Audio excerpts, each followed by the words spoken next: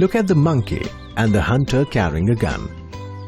Let us try to understand the motion of a projectile and the action of gravity on it by considering different cases.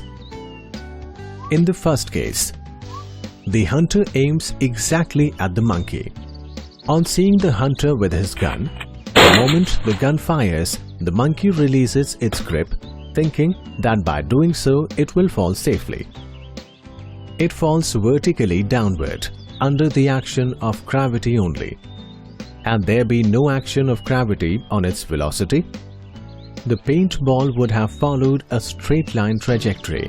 But due to gravity, the paintball deviates from its expected straight line path and follows a trajectory that is in fact a parabola.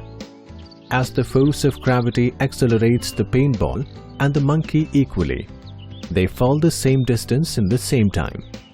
Therefore, the paintball hits the monkey. In the second case, the hunter aligns its barrel in such a way that its angle of inclination is greater than that when it was aimed at the monkey.